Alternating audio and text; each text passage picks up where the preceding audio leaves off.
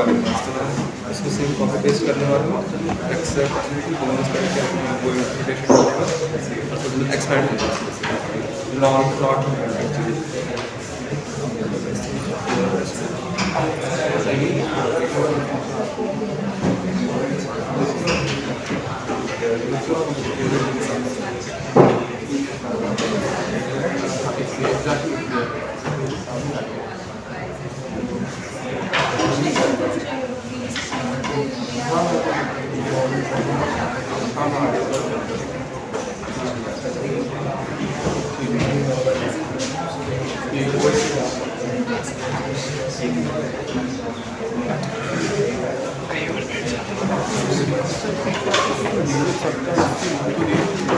पीछे जा रहा है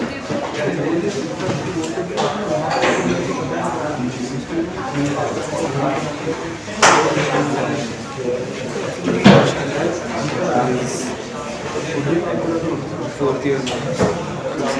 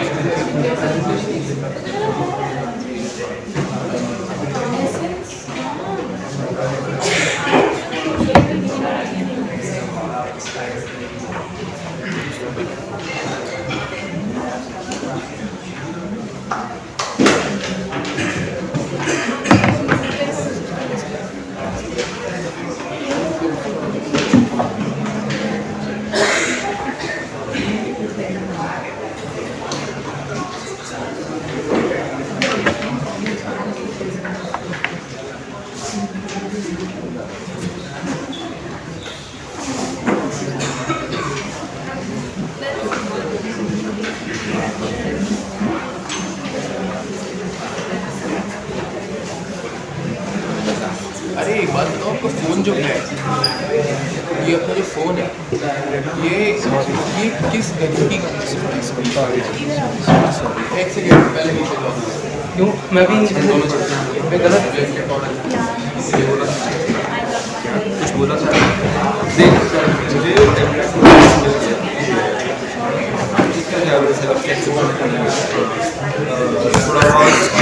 डिज़ाइन का नाम पे ऐसे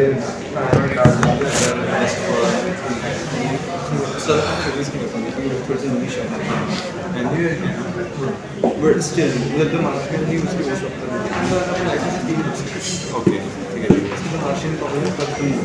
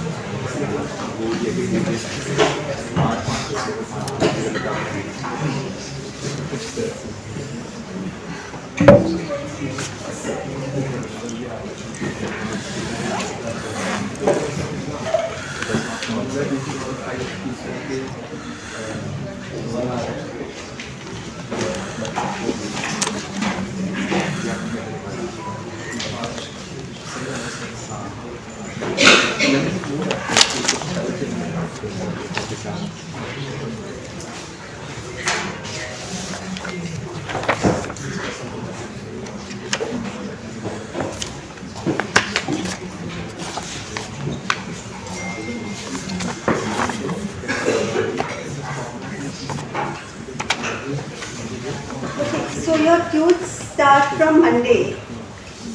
How many of you have signed up for the first week?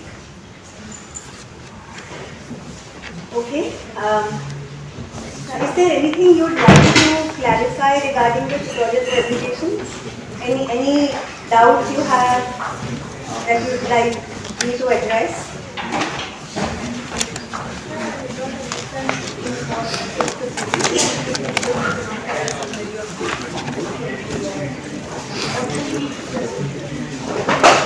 Okay, that's a pretty fundamental question. So there's a doubt here about what exactly do you need to present.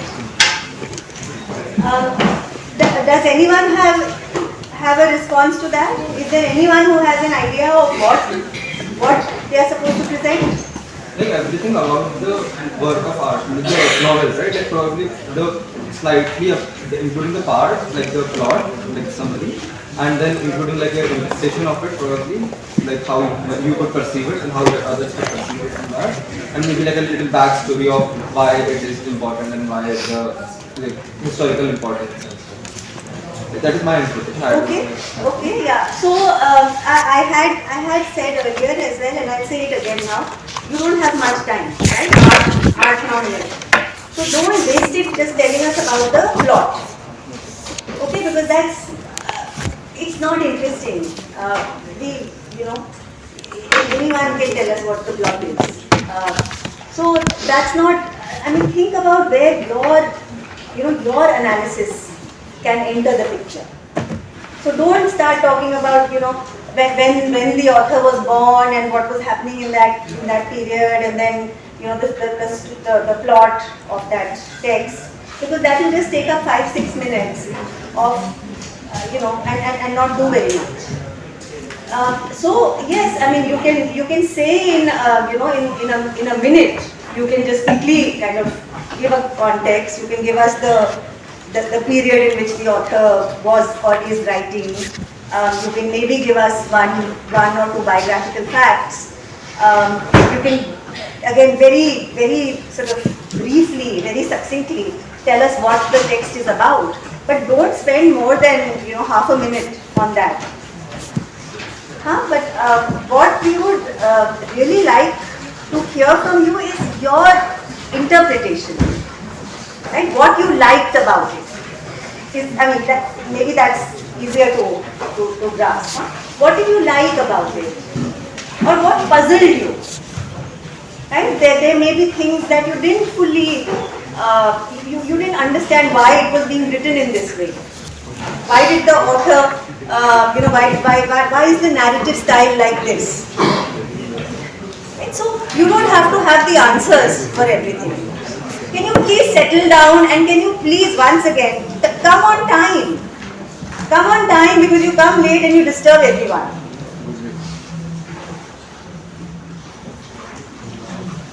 So try to make it.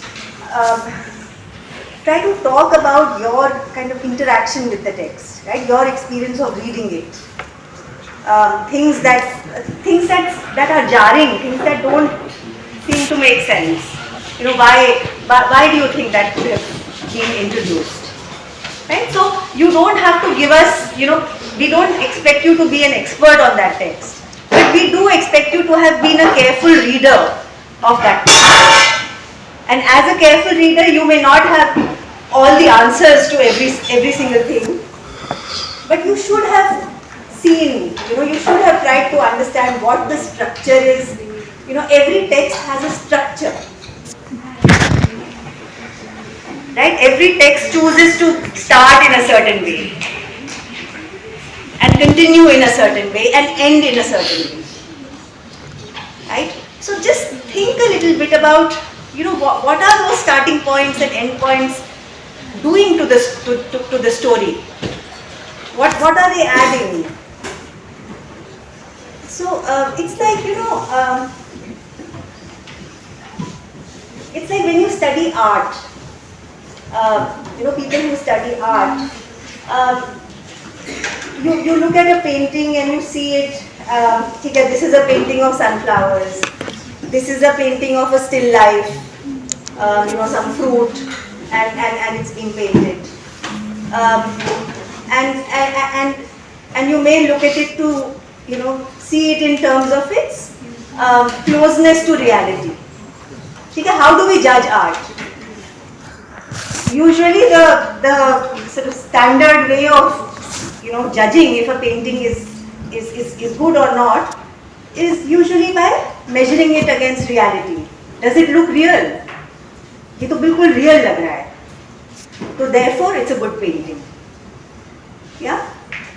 But if you were a student of art, if you were not just someone who's just going through the art gallery and looking at things, but if you were a serious student of art, what you would also be looking at is the way the paint is applied. And there's a huge difference in the way artists do that. How do you put paint on the canvas? Do you throw it on the canvas? Do you have big, huge splotches of paint everywhere? Do you even it out very smoothly? And all of that creates a very different kind of painting. I mean, the most famous painter today, I think, everyone's heard of him, is Van Gogh, Vincent Van Gogh. His paintings, I mean, if you get a chance to see a painting, hanging in a museum, you will see it's not just about what he is representing, it's not just about what he has painted, but how he has painted it, how he has put the colors, where is the play of light and shade, what is being highlighted in the painting, what is being kept in shadow, what is the painter asking you to focus on, what about the use of perspective. Right? These are the questions you will ask yourself as an art student, right? About how that composition has been conceived. What is it that the painter is drawing our attention towards? So simply testing a painting on the basis of its closeness to real life is really it's a very superficial way of looking at a painting.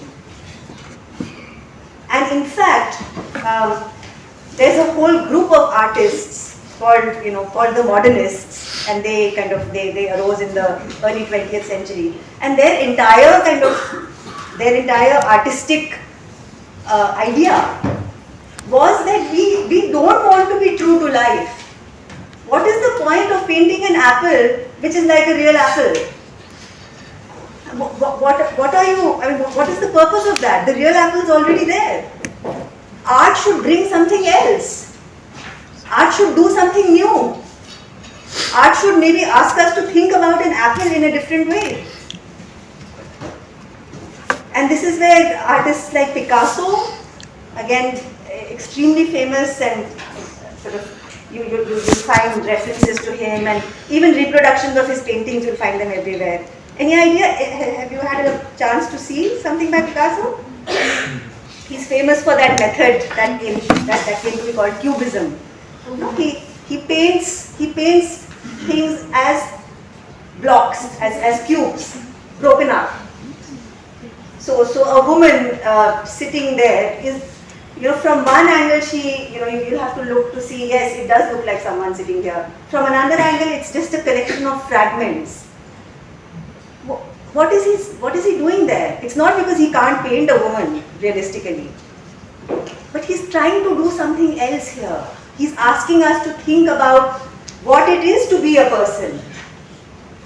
Are we these sort of whole, complete, very sort of solid looking creatures that we come across as?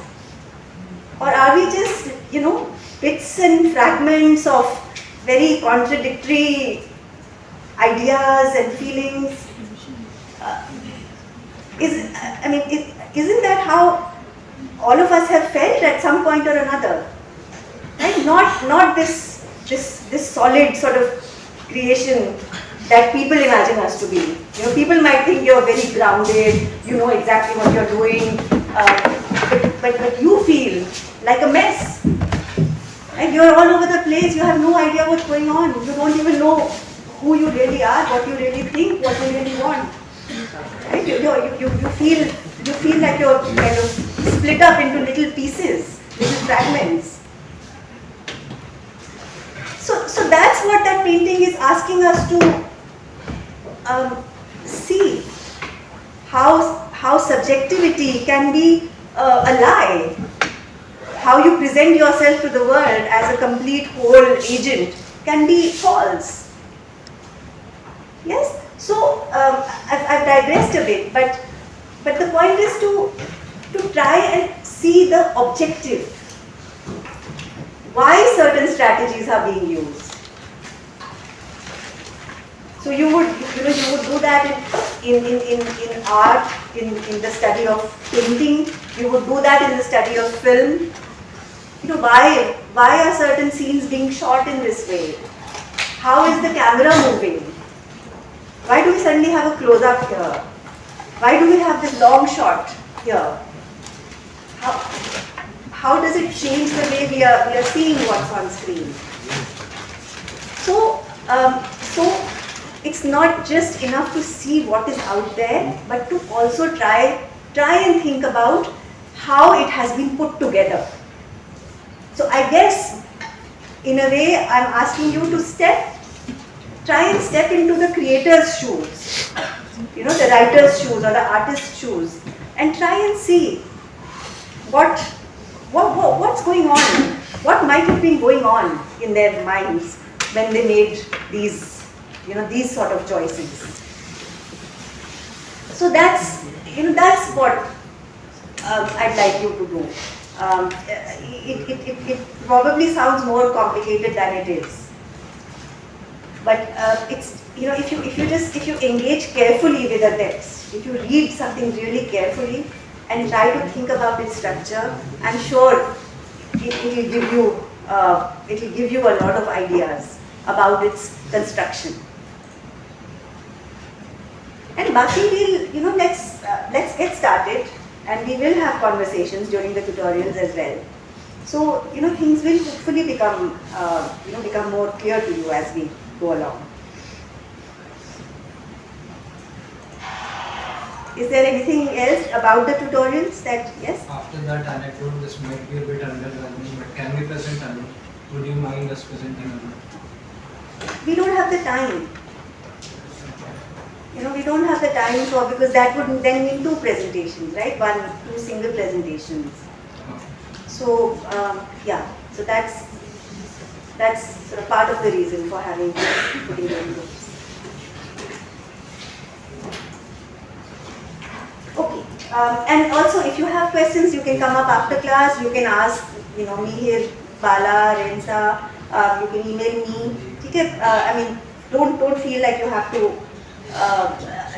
suppress your doubts, right? Please voice them so that we know what's going on. Now, after today, remember there are no more changes of groups. Okay, there have been many requests. And I know Mihir and Bala and company have been very obliging. They've accommodated your requests wherever possible. But आपके बाद नहीं, ठीक है? अब वो lock हो गया, and that's it. Now you will stay in your group and you will present on the date that has been allotted to you. If you don't present, if you don't show up on that date, and then after that you write a mail saying I was so sick, I got this severe stomach ache and I had to rush. Sorry. I mean, unless you produce a medical certificate. Okay, otherwise no bahanas. You have to come on the day you are supposed to, and it will not be rescheduled. So if you lose that chance, then it's gone. Yes, the list is on Moodle, right? It's also been emailed. It's on Moodle, it's also been emailed to you, it's there. Okay, now I just, as we get into our text, I hope you've tried to read at least a few stanzas of the Golden Gate. Yeah? Okay. So what we will do is, because, it's, yeah. Can I just say one thing? See, when you have been allotted to groups, it's random. So, if you want to partner up with your friend, that is fine. But take the randomized selection also as a challenge. Don't come to us कि ठीक है मुझे अपने friend के साथ करना है. क्योंकि अगर आप उसके जानता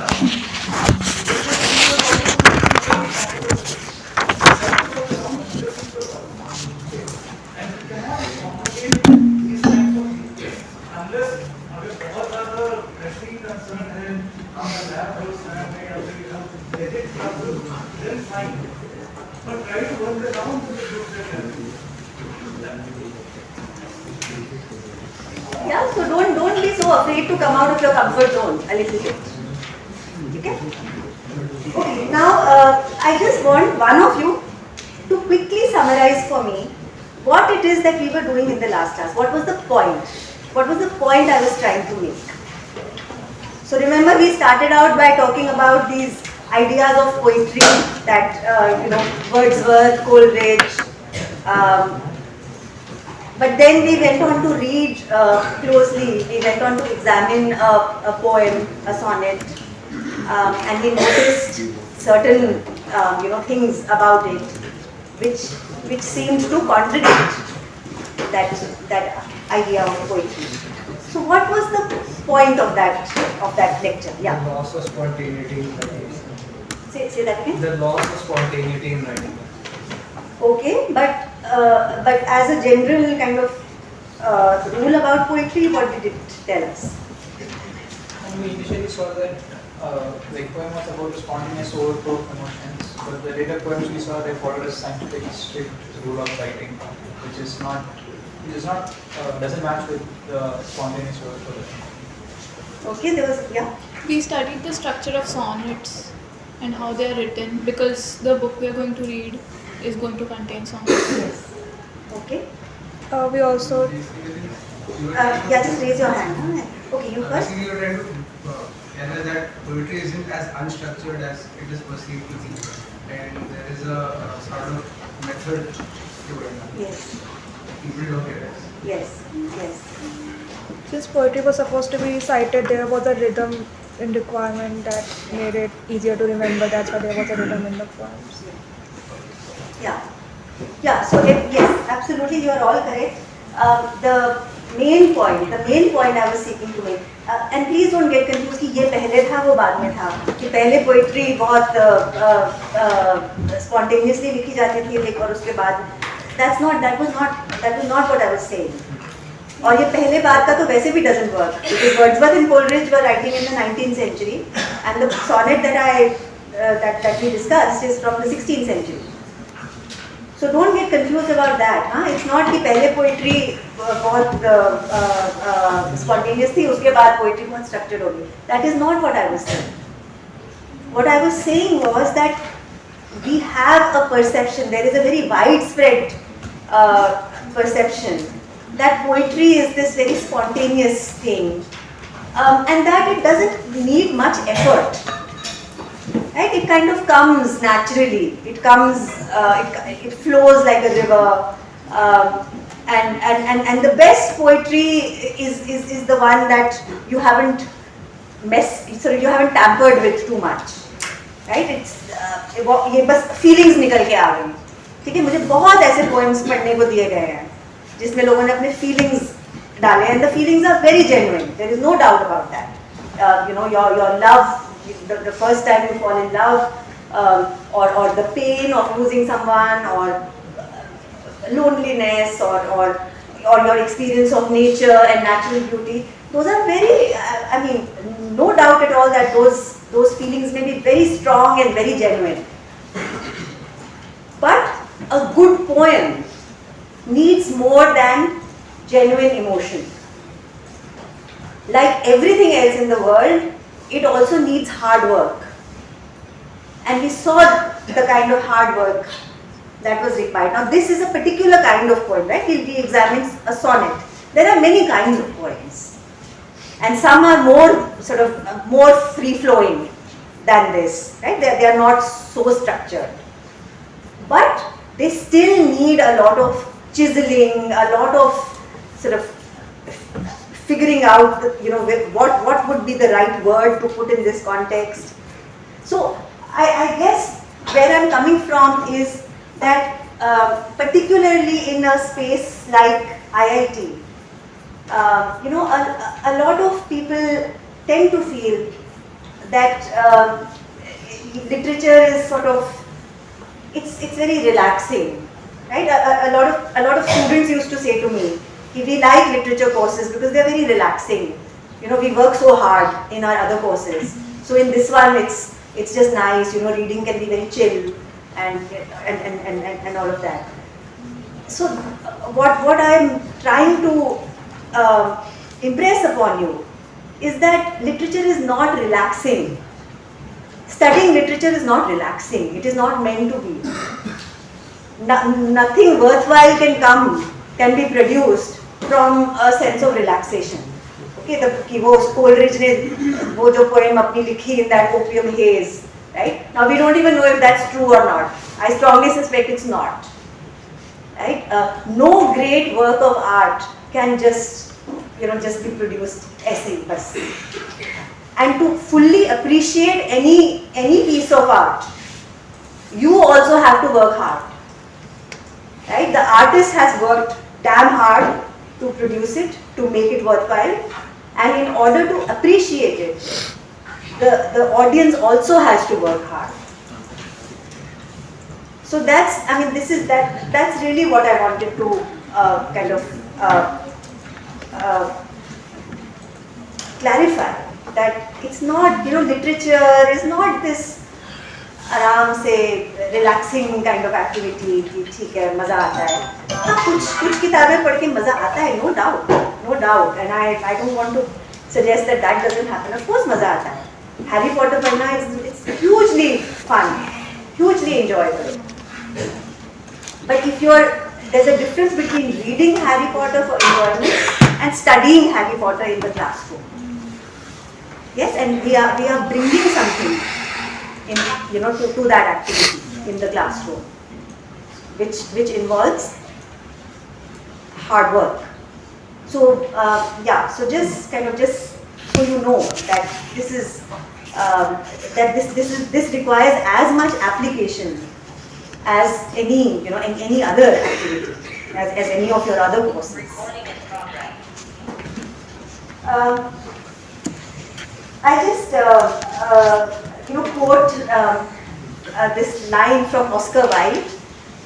He was this wonderful, multifaceted guy who wrote poetry, plays. He also had this very dramatic kind of life.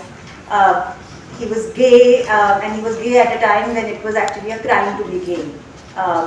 Right? So he was actually punished. He was put in jail for that. But anyway, he's known for his very quotable quotes. Yeah, he's very good at putting things succinctly. So one of the things he said about poetry, and I'm just going to read it out. He said, all bad poetry is sincere. Okay. Now the reverse is not necessarily true. All sincere poetry is bad. Not necessarily true. But all bad poetry is sincere. Okay. All bad poetry springs from genuine feeling. To be natural is to be obvious. Right? And to be obvious is to be inartistic. Yes? So same thing about the art and life thing we were talking about earlier. The painter who asks, why should I paint an apple just like a real apple? You already have a real apple, no? But what am I bringing? What can I do to make you think about an apple in a different way? So here it's the same thing. I mean, to be genuine, to be natural is to be obvious, and no art is obvious, right? To be artistic, you have to be the opposite of obvious. Ma'am, I have a quote from the picture of Dorian Gray which is relevant. A really great poet is the most unpoetical of all creatures. Yes, unpoetical in the sense of the conception one has of a poet. The popular conception one has of a poet.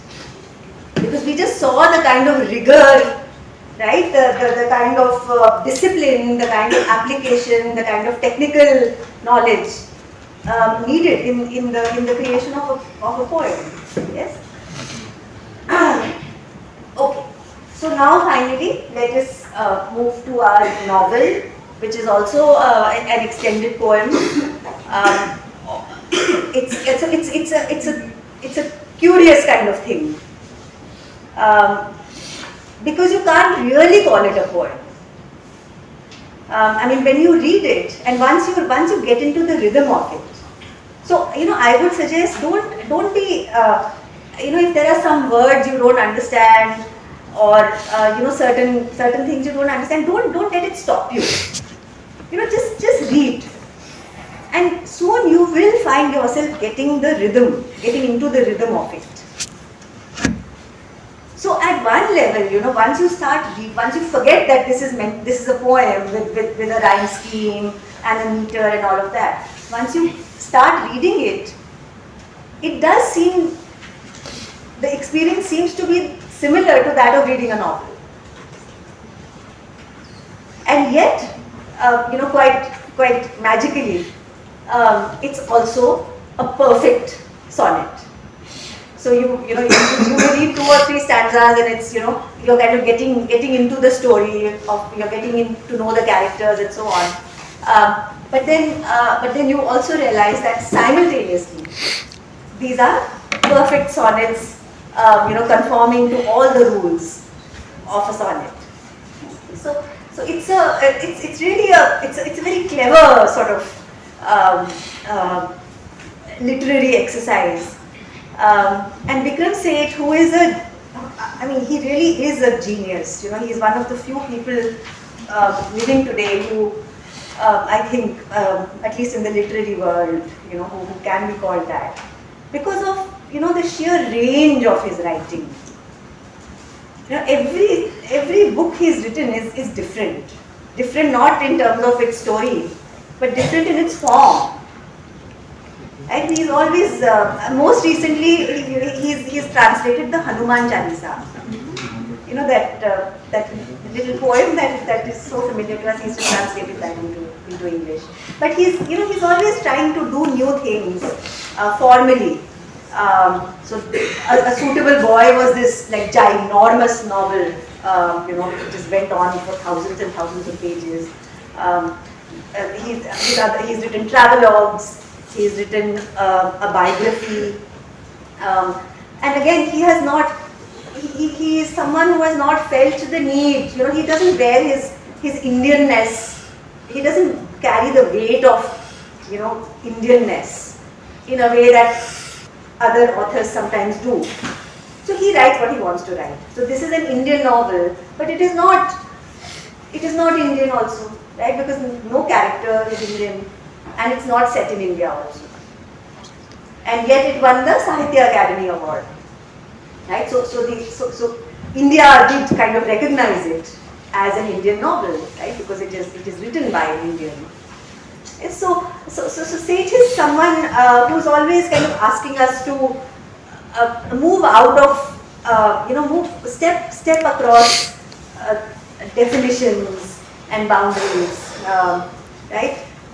Someone who doesn't feel the need to write in a certain way simply because it is expected of him as an Indian. मैं Indian हूँ तो मेरे characters तो Indian होने ही चाहिए, या मेरी किताब तो इंडिया के बारे में ही होनी चाहिए. So here we have a book that's it's called The Golden Gate. It's set in San Francisco, where this landmark bridge is located. It has a slightly different structure from the Shakespeare sonnet we read. So have you looked at the rhyme scheme? Let's turn to the first stanza. Just look at the rhyme scheme. So in Shakespeare it was very A B A B C D C D E F E F G G, है ना? इसका क्या है? A B हाँ. C D. हाँ. Then there's no rhyme for one line. E. No. E Look F carefully. E. E F F E G G. and then G G, है ना? So each of these stanzas actually has a different pattern, and that is consistent. Okay, so in all the sonnets, all the poems that make up this entire book, this is the rhyme scheme that is followed. A B, C C D D, E F F E, and G G, the final couplet.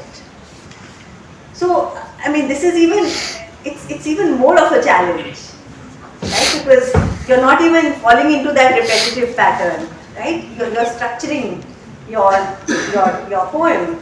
I mean, each stanza is structured differently. Look at the meter. We talked. You know what iambic pentameter is now, right? That was Shakespeare's sonnet, 10 syllables.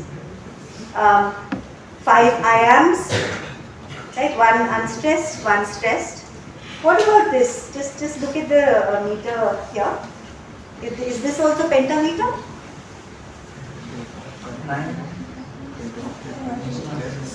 Just look at a couple of lines. दो तीन lines को देख के बताओ.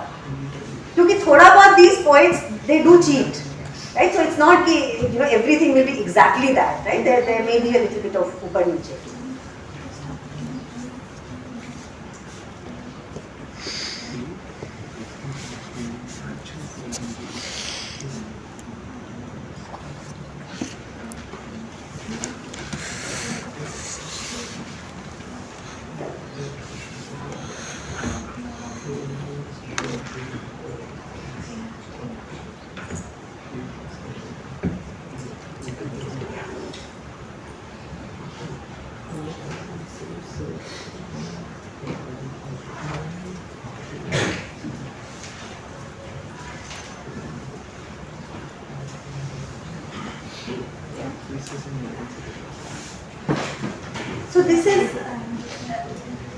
So this stanza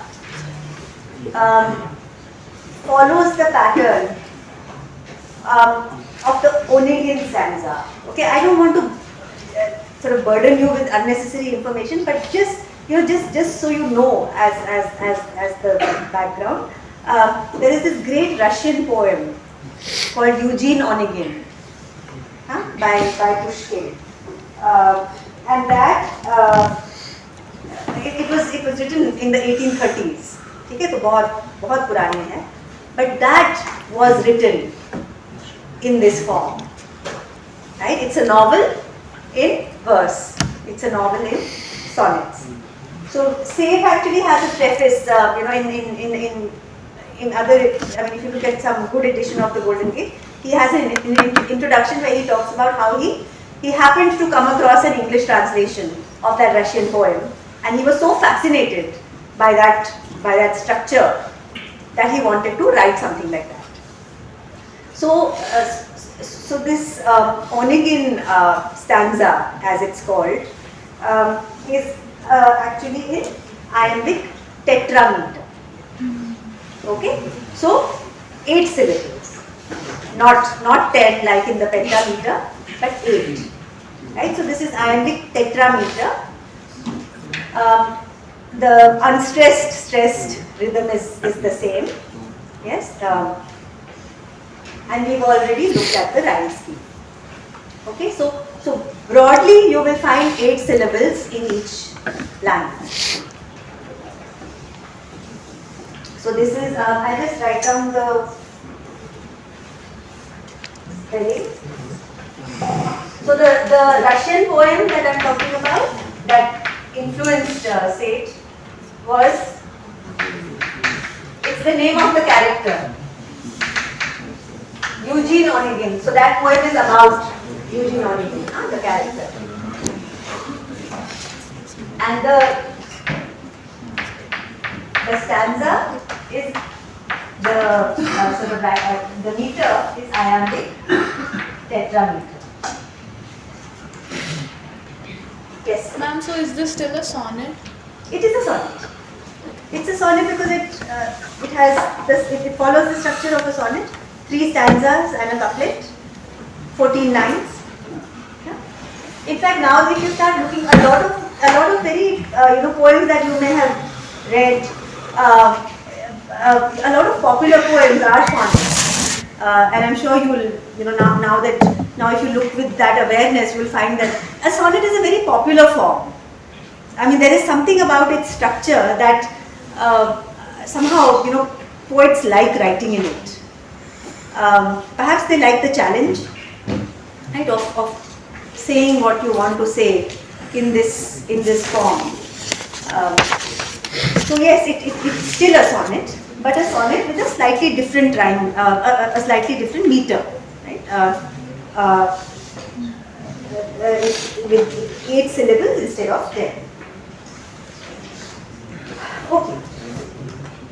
So let's start, and we will go slowly. At least in the initial classes, the first couple of classes, we go very slowly, so that you get the hang of it. Okay. After that. And also we won't read the whole book, huh? We are just going to read the first chapter.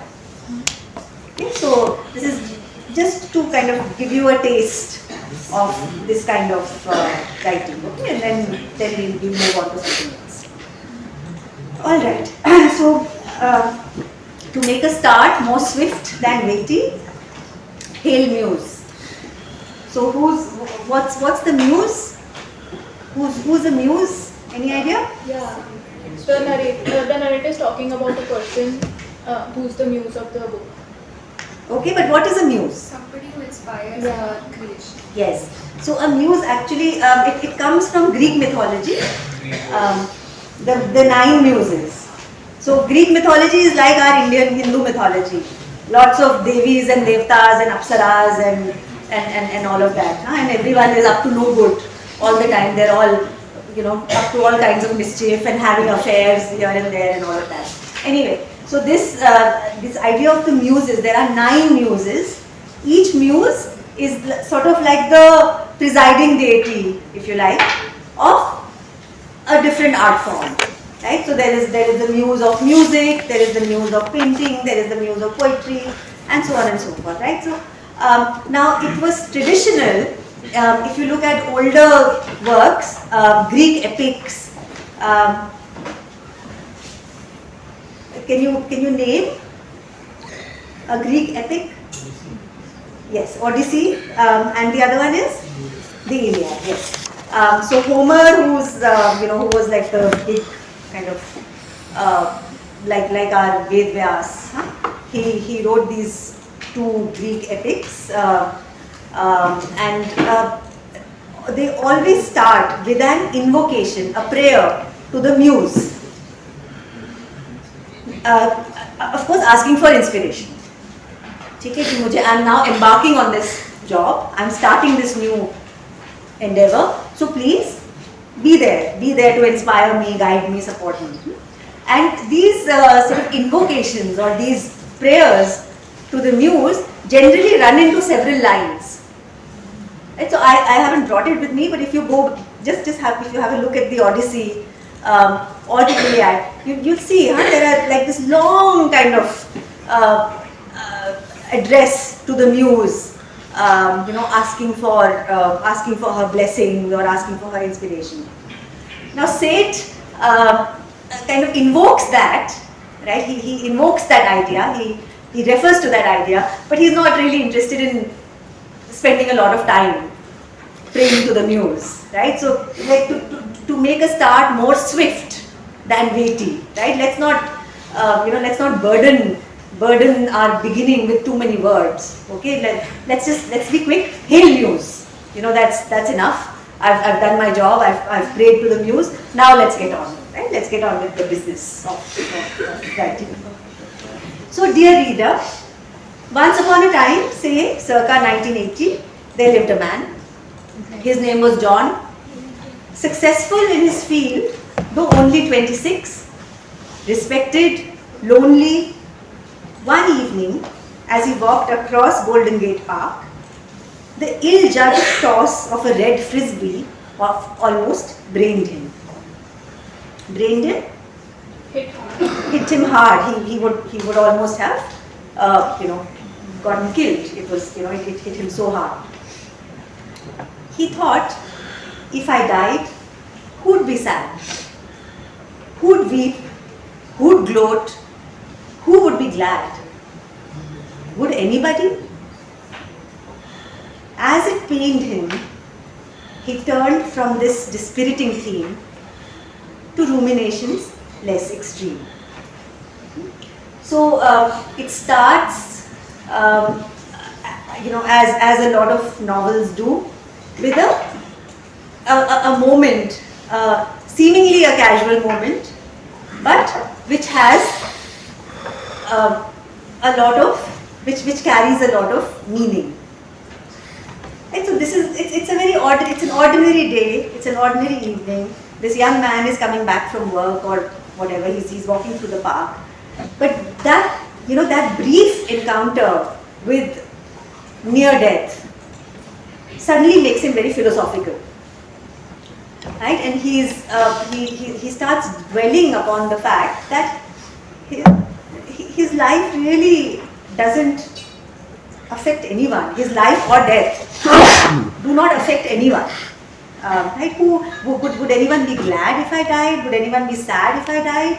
The answer is no. The answer to that is no. And that really kind of, it seems for the first time that it really strikes him. Now, the Golden Gate is in San Francisco, and it's also called the Silicon Valley. Yes, that's where all the. Does it continue to be as big a draw as it was in the 90s and 2000s? Anyway, I mean it's the dream, no? It's the dream for so many people, for so many people like you, to end up there, to get to work there. Right? So John, as we will get to know, is someone who has attained that dream, but he's lonely. Right? He's lonely, and because that thought is uppermost in his mind, it colors everything he sees. Right? We look at the world from our own sort of eyes, right? The spectacles that are on our eyes. So for him, because of his own personal loneliness, the world is a sad place for him. He tuned his thoughts to electronic circuitry, so that, it seems, soothes him. Right? Like a lot of us, he's not comfortable with with his own thoughts, with thinking about rambling on or thinking about his loneliness, his personal situation. It's easier to think about something very tactile, something very concrete, right? So that's how he tries to calm himself by thinking about electronic circuitry. That this soothed his mind. He left irregular bracket moronic sentimentality behind. He thought of OR gates and of AND gates, of ROMs, of NOR gates and of NAND gates, of nanoseconds, megabytes. Is this stuff that you are familiar with? Yeah. Yeah, what is this? Boolean algebra? Or something? Yeah, I remember reading something like that in school. Okay, so he thinks about all of these things and that calms him down. Why does it calm him down? Because it's familiar, it's routine, and there are no feelings involved in that, right? Because he's right at the moment he's very uncomfortable. He's feeling very uncomfortable things. He's thinking very uncomfortable thoughts. So that soothes him down. But I want to draw your attention to these two lines, lines 3 and 4. He turned his attention to electronic circuitry. This soothed his mind. He left irregular bracket moronic sentimentality behind. Okay, so sentimentality is irregular, of course. It doesn't have that steady rhythm of numbers and so on, right? Sentimentality में क्या पता अभी रोना आ जाएगा अभी हंसने लगोगे. So that's a world that can be quite confusing, right? So he left irregular sentimentality behind.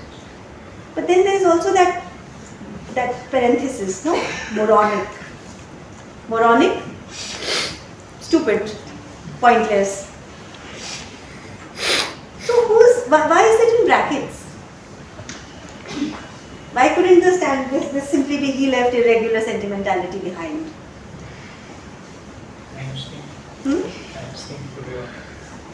Okay, rhyme scheme, but कुछ और भी तो आ सकता था. This is his opinion on what sentimentality is. This isn't the narrator saying something. This is John saying. This is John's opinion. So, any idea what this technique is called? So that's a very, very perceptive observation. We talked about the narrator, earlier. The third person narrator who knows everything, who is in a position to tell us about the inner as well as outer lives of characters. But within the third person narration, there are times, this is a trick that all novelists use. Because it has such a because it's such a useful technique, it's such a useful trick. The trick is that while you are sort of writing in the third person, right? This is a third person narrative being sort of related, being told to us by a third person narrator. But in the midst of that, for a few, for a moment or two, you actually hear the voice and the thoughts of the character. So there are two sort of entities here. There is the third person narrator who is, saying whatever it is saying, and then there are the characters. The two are different. The narrator is not the character is not the narrator. But for a brief moment, the character's thoughts enter the narration. The character's voice enters the narration. So, in this case, he left irregular, moronic sentimentality behind. The word moronic is coming from John, right? He left sentimentality behind is what the narrator is reporting to us, the third person narrator who is telling us what is happening. But this moronic, this is John's view. Why is he thinking it's moronic? Why is sentimentality moronic? According to John?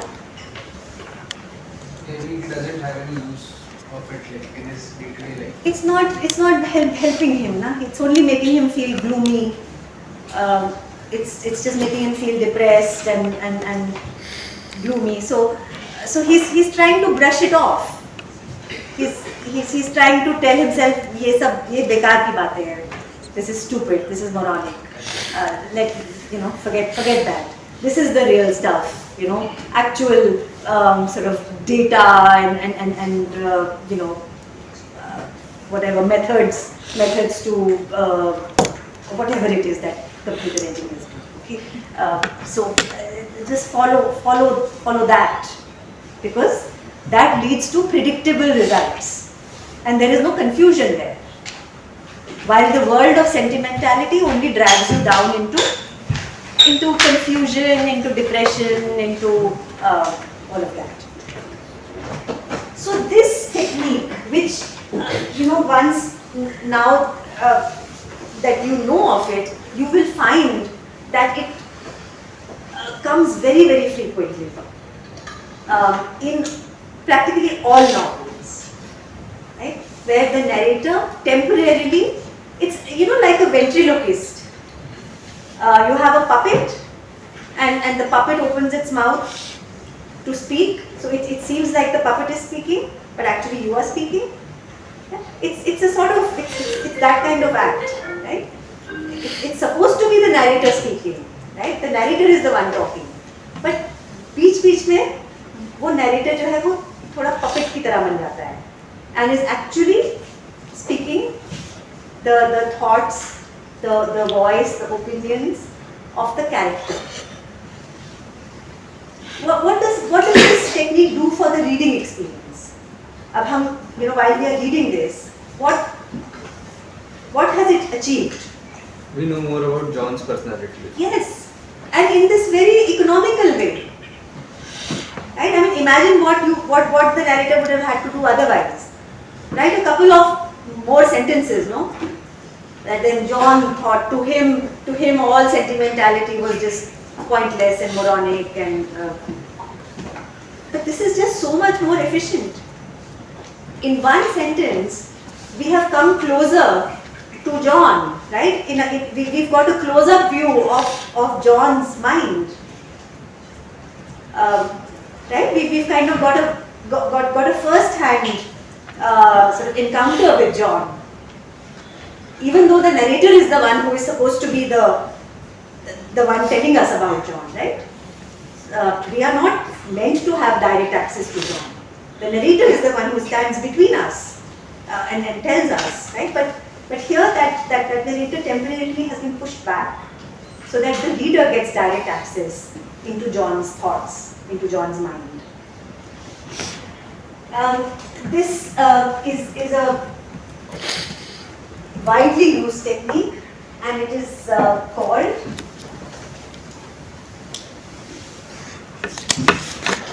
free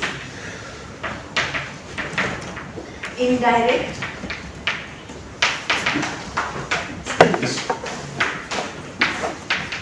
speech or discourse.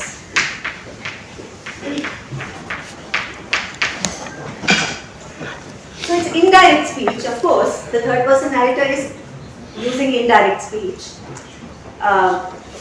but it's free, because it freely moves in and out of the minds of certain characters.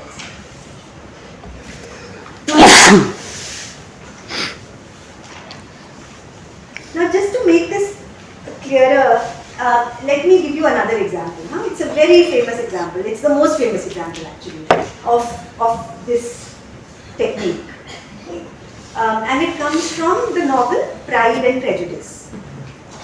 Have you heard about it?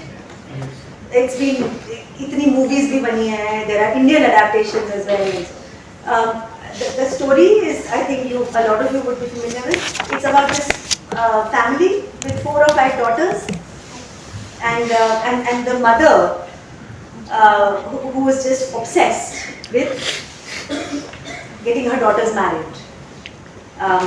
So that's her entire being is consumed by worry and by strategizing about how to get each of her daughters married.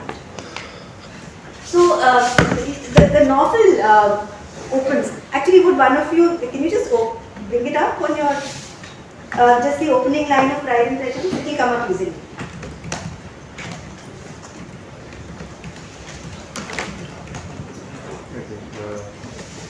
This truth universally acknowledges that a single man's possession of a good fortune must be not Huh?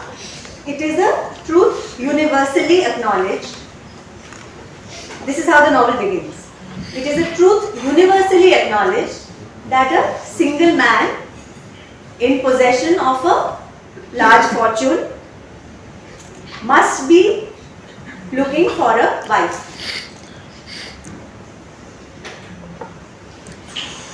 Now, is this a universal truth?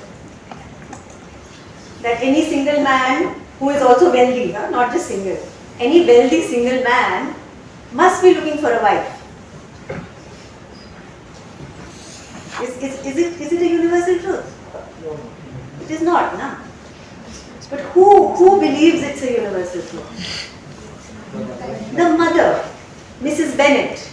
Mrs. Bennet, who is so desperate to get her 5 daughters married, that for her, any single man who is rich, not enough to be single, you also have to be rich. Any single man who is wealthy must be looking for a wife.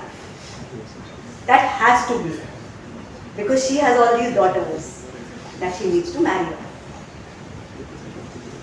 So this is, it's one of the most famous examples of free indirect speech, right? Where so the novel doesn't open. I mean, another way in which the same information could have been conveyed to us was Mrs. Bennet believed.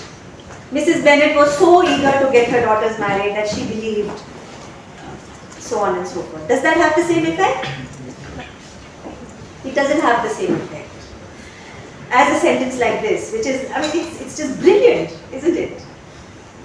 This is a third-person narrator who is supposedly speaking in his or her third-person distanced kind of voice, but is actually telling us, it's kind of taking us into the interior of Mrs. Bennet's mind, right? There is no better way to understand Mrs. Bennet than by this one sentence, right? This one sentence tells us everything about her. So, so be aware of, narrative when you read. Narrative is, don't just see it as a conveyor of information, right? It's not just telling us stuff. It's not just telling us the story or what happens next, or it's also doing certain things. It's also choosing to be a certain way. Yes, and what is it achieving by doing that? So here, because this is a novel, even though it is a poem, here too that very common narrative technique of free indirect speech is employed. We get to know about John. We get to know that he is someone who is lonely, but also someone who is uncomfortable with thinking about his own feelings, like a lot of us, right? And not kind of wanting to suppress his own confusion, his own needs, his own fears, right? So he wants to put that aside, the moronic sentimentality aside, and think about more concrete things that he can have a handle over, that he can control, and therefore feel more more capable. So he thought of all of these nanoseconds, megabytes, bits and nibbles. But as flights of silhouetted birds move cawing across the pine-serrated sky, dragged from his cove, not knowing why, he feels an urgent riptide drawing him far out, where, caught in the kelp of loneliness, he cries for help. So suddenly we are sort of taken to this very poetic sort of image. right? This is the kind of image you expect to find in a poem, which is about the clouds in the sky, the sort of the serrated clouds dragged from his cove, the shore, the safe kind of space of his own subjectivity that he inhabits, but he's being pulled out from there. He's being made to confront his own loneliness, right? Something he doesn't want to think about, but he's being made to confront that, right? So he's being pulled from the safe space that he normally occupies, and he's being it's like being pulled out by a strong current, a sea current, right? An urgent riptide drawing him far out, right? Into this vast ocean where he feels afraid, right? He feels out of control. He feels lost, and here he realizes how lonely he is and how he needs to reach out to someone. Right? He needs to do something about his loneliness. Now the customary kind of introduction to the character, right? Which all novels do for us. They have to tell us who these characters are. Give us some kind of description about them. John's looks are good. His dress is formal. His voice is low. His mind is sound. His appetite for works abnormal. Yes, so he's a workaholic. A plastic name tag hangs around his collar like a votive necklace. A votive necklace, a kind of like a holy relic. Like a Rudraksh mala or something, right? So for him, John's religion is his work. Yes, that is the only thing he worships. The name tag that spells out the fact that he belongs to this particular organization, that he works for this particular organization, right? That is his entire life. There's nothing more than that. Though well paid, he's far from reckless, pays his rent promptly, jogs, does not smoke cigarettes, and rarely pot. Eschews both church and heavy drinking. Eschews? Avoids. So what is this telling us about John? This description. What kind of a person do you think John is? Very responsible. Very responsible, very much in control, no? Someone who lives a very controlled life. He never gets drunk, he never gets into debt, right? He takes care of his health, he works hard. In a sense, he's an ideal person, no? Just the ideal kind of how one believes one should live one's life. But the irony is that he's unhappy. There is an emptiness within him. So he does all of this, avoids church and heavy drinking, right? So he's not particularly religious, but he's also not a drunkard. Yes. How does eschewing the church add to his personality? As in, he's not a religious fanatic. Basically a very rational kind of person. Is he an atheist? He's somebody who doesn't go to church. I don't think a lot of Hindus don't go to the temple, but they are not atheists, right? So he's not somebody who's a religious kind of fanatic. But basically, the broad sense we get about John is that he's a very grounded and a very rational person who has not really encountered any crazy impulses, right? He's not somebody who will just do something unexpected or extraordinary, right? He's a very stable kind of guy. Enjoys his garden, likes to read eclectically from Mann to Bede. These are authors. Thomas Mann. Bede is I didn't really look it up. Another thinker. I just want to finish this passage. We have time. What's the time? 6:11. Oh yeah. Okay. So So yeah, just want to finish this and then I'll stop. So he, right? So he's a cultured, sophisticated fellow. He likes to read and reads quite widely. Now there are these two more parentheses, which I want you to look at. So he likes to read very widely. A surrogate, some say, for thinking. The reading is a surrogate for thinking. You know what a surrogate is? A substitute. A substitute.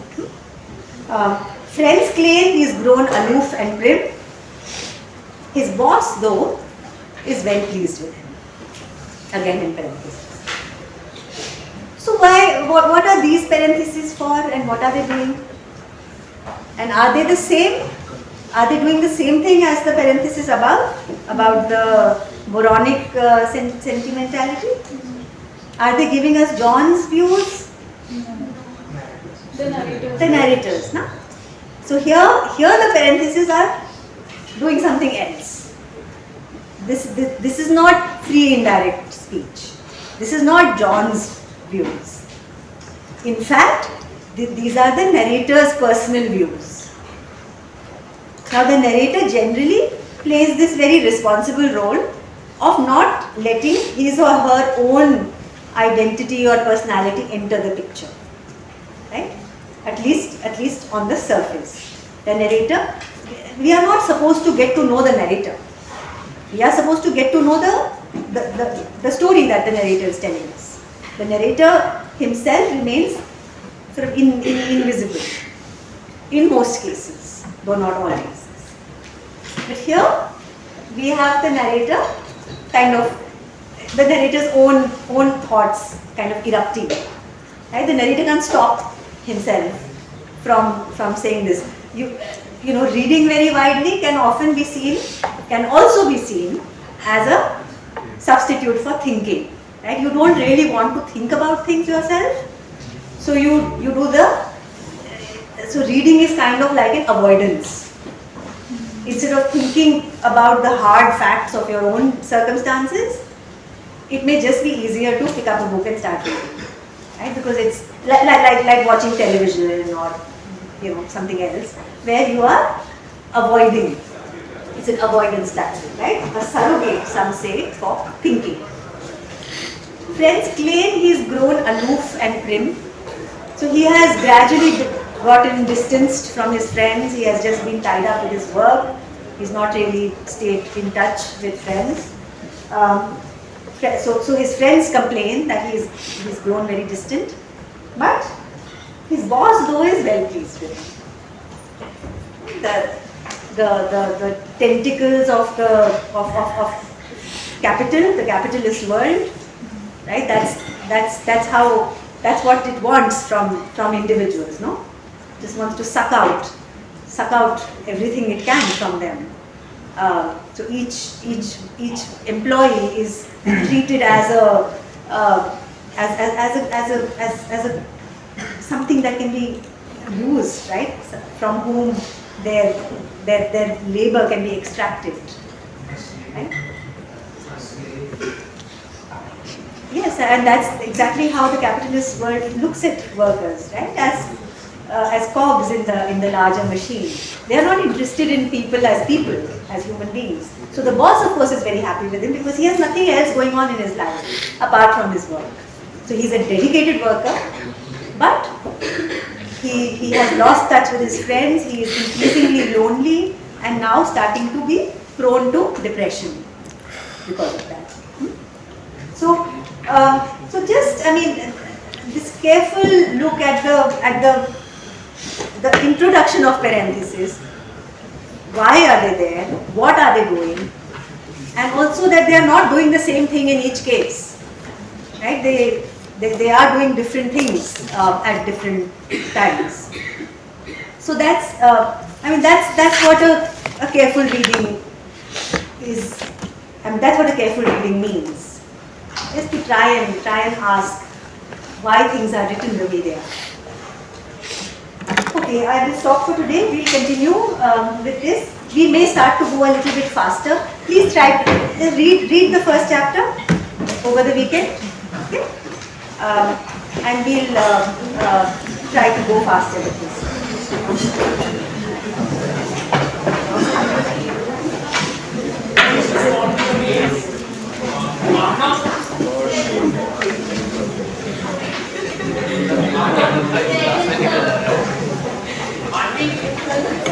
Hey, you know what? You should just raise your hand. Huh? When you say present, also raise your hand because it's very hard to tell where the voice is coming from. Ma'am, can you bring him here?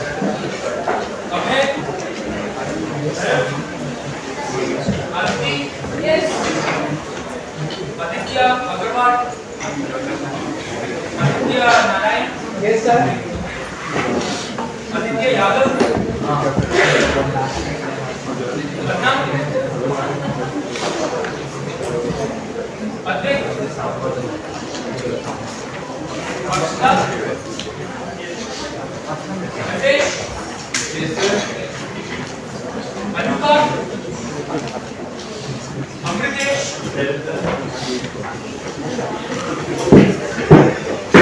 Ananya. Ankit. Antariksha. Sir. Anukriti. Anupam. Anurag. Anushka Chaturvedi. Anushka Gupta. Arnav. Aryan Bhav. Aryan Bharwa. Aryan Sudan. Aryan Tyagi. Athar. Avani. Abhiraj. Bag तुम्हारा है। Bag तुम्हारा है। नहीं तो क्या है? Ayush. Plug ये plug अच्छा।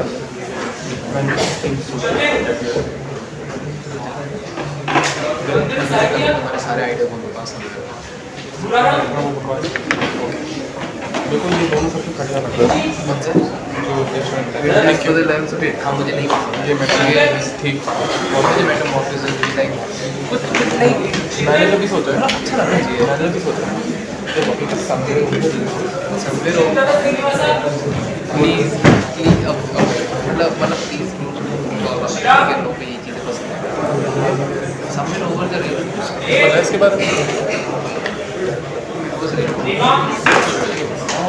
मैं सब कुछ मेटाफोरिकल Devanshi.